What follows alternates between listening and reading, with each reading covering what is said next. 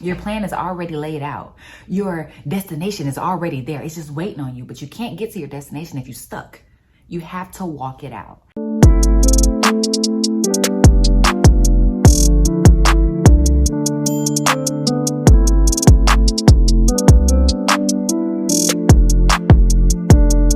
Up y'all, and welcome back to my YouTube channel. It's your girl Yana Samaria, and y'all already know this is Real Spill, where we talk about all that real stuff and all that other stuff, baby, we don't even speak about, okay? So before we get started, child, today's video is sponsored by Ayana's Hydration.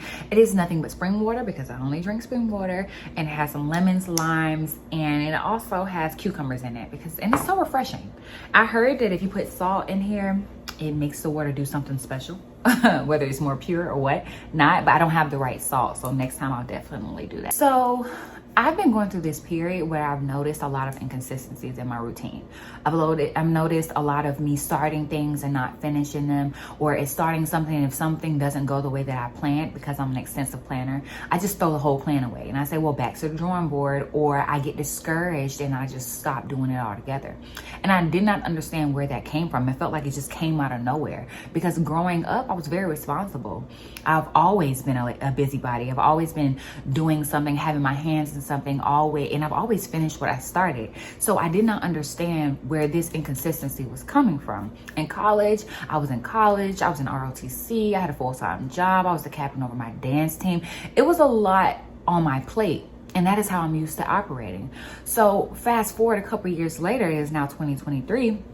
I was sitting and I was reflecting, and I'm like, Ayana, why can't you seem to finish anything that you start? It's like you don't. And also on top of that, because I do believe that when things take root in your life, they have to take root and then they create branches. And there's always things that are like on a different branch, but still under the same tree, if that makes sense.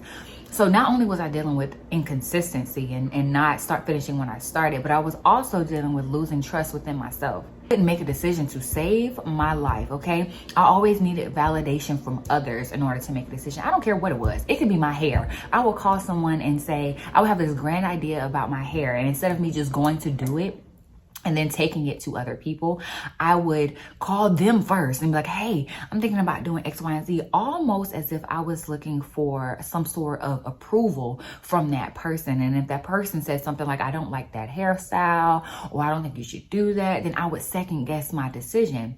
And I recognized that I was living my life based on other people, not based on myself and based on who God wanted me to be. I was trying to be who other people wanted me to be.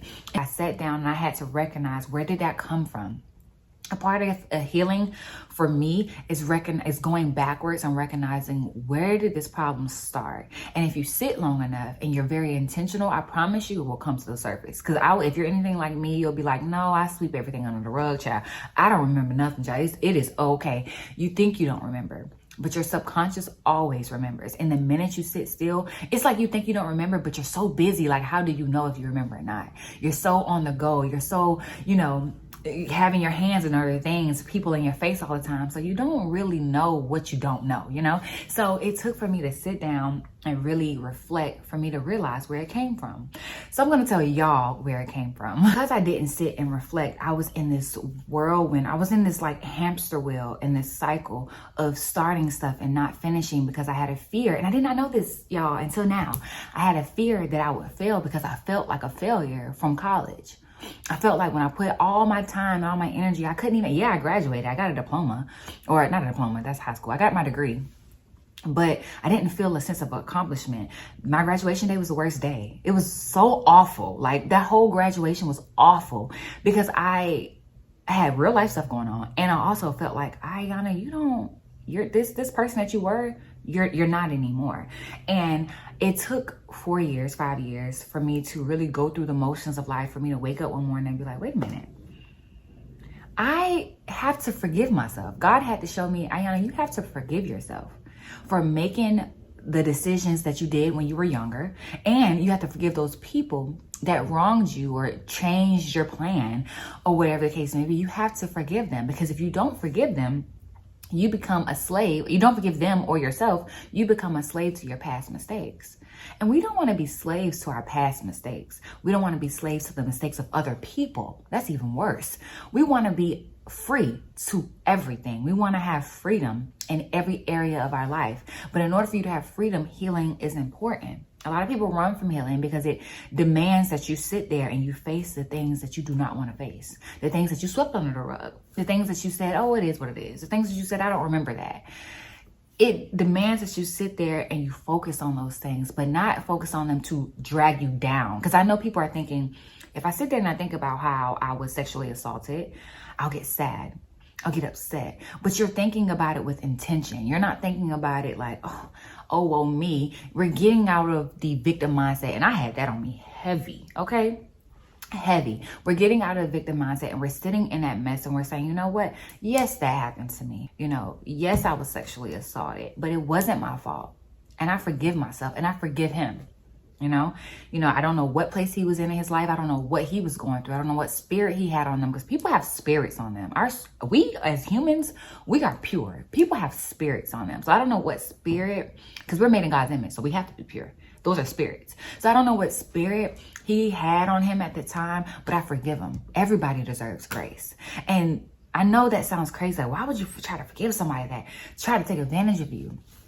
But I remember God telling me in a moment where I was very sad. He said, forgive them for they not know what they have done. And he said it so soft. And it gave me a sense of relief, because it's like, you don't know what you know sometimes. And sometimes you're in people that you're dealing with, they're in their own cycle. They're dealing with their own life. They have their own stuff going on and they don't even know how to handle their stuff. So they project. And that's why it's important to heal, because if you do not heal, you will have a spiritual eruption or you will have an emotional eruption. And so where you either do one or two things. You're either going to shut down and isolate. And isolation can be very dangerous.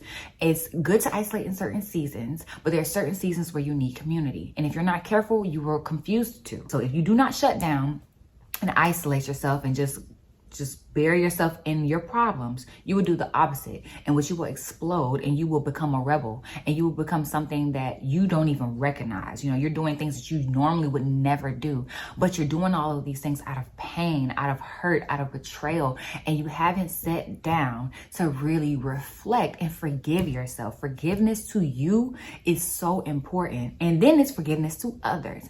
Forgiveness and healing is only going to make you better. So I was sitting here crying over spilled milk, over a mistake that I made, when in reality, y'all, this was God redirecting my life. And before you sit here and say, well, God, so you're telling me that God made you go through this, and God, no, life is going to happen. God is not sitting here waving a magic wand. Things are going to happen in your life. It's written in your story. God is here to protect you through those things, help you get through those things, help you get to the other side with a lesson attached to it. Because you want to learn. You don't want to just go through school and not learn nothing, because then when the big tests come and it's time for you to graduate, you're not going to be able to do it. So God is here to assist us in our journey.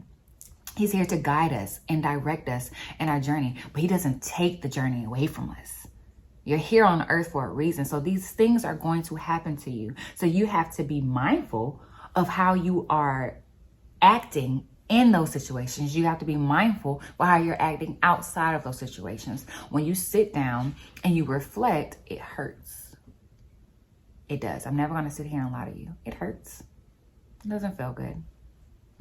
For the first 5 minutes, you're probably like, girl, I should slap Ayana. But if you sit there 5 more minutes, you'll begin to realize. And let me tell y'all, I think the human body and the human mind is beautiful, but it's dangerous, but it's beautiful.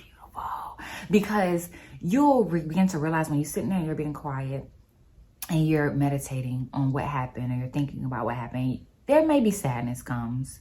There may be anger, a flash of anger that comes. But after that comes peace. And it's inevitable. You cannot avoid it.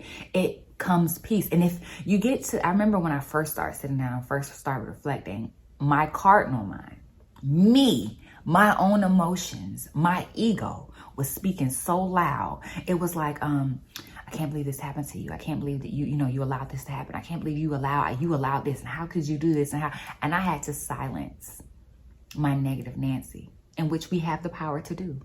So I silenced my negative Nancy and I would combat everything that she said. Why did you do this? It worked out. Everything works out for my greater good. Even if you don't know a Bible verse, that's the one you need to learn.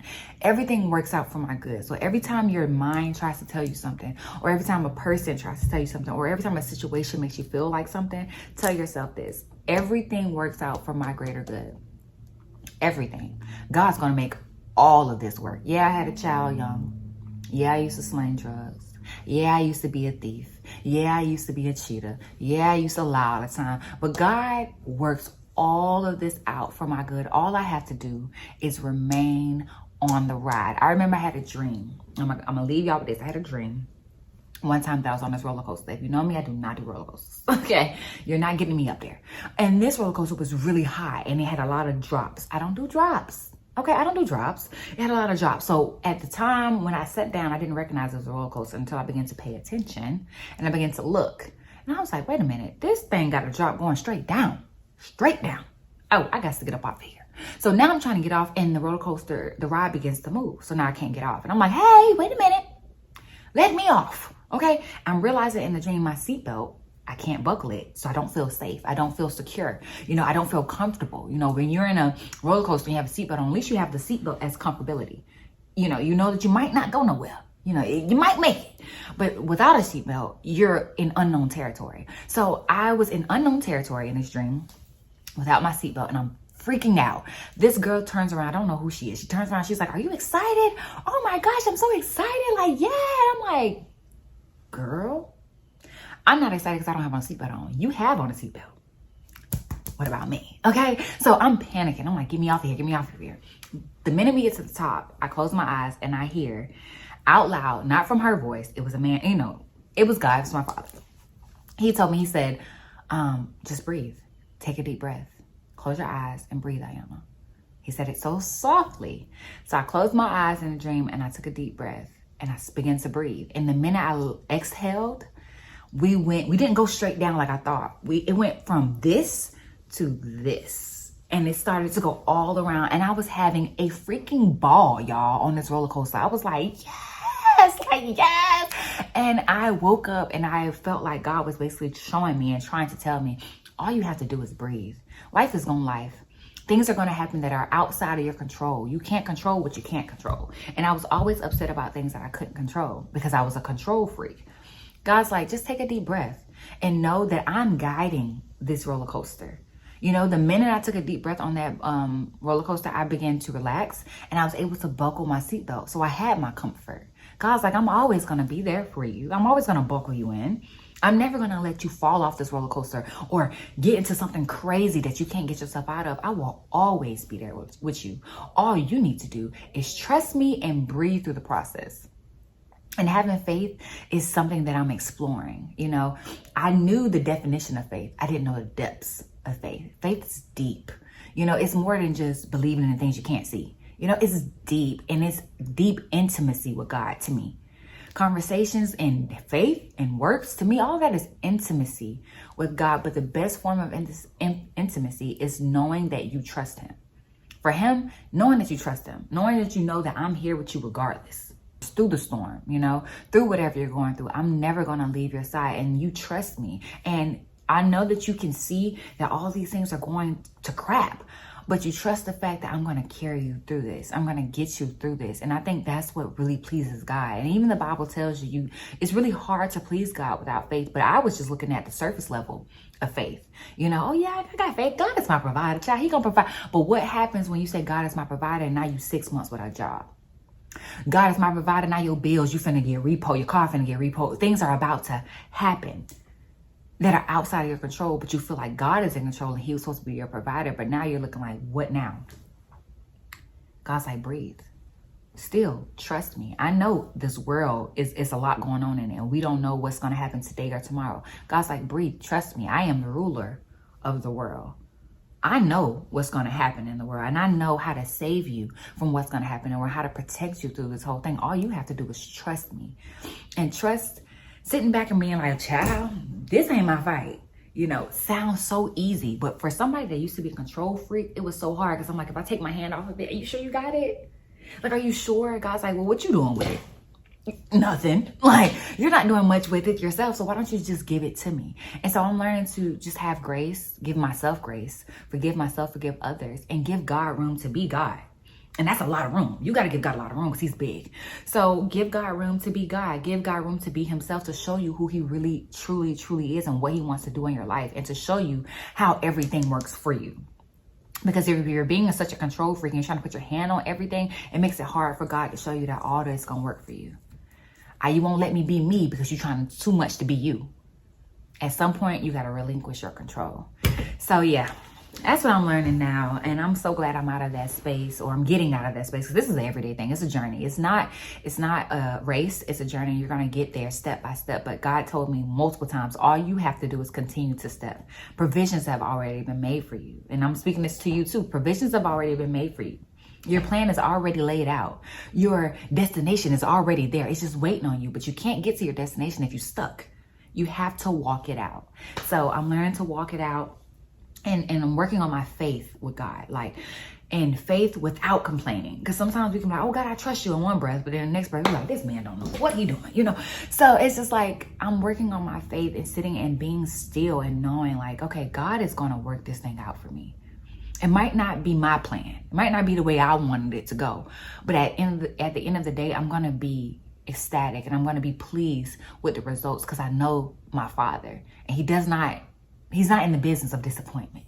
He's not in the business of confusion. He's not in the business of, making everything all chaotic and you not have no peace. He's not in that. So I'm working on myself, okay? And I'm hoping that these tools can help y'all. I love y'all. I wish y'all nothing but the best. Drop in the comments what lesson you learned this week. If you learned this lesson that I talked to you about, or you're learning this lesson, drop something in the comments so people can know that they're not alone. I love y'all. Until next time, Miss Real Spill, and I'm out.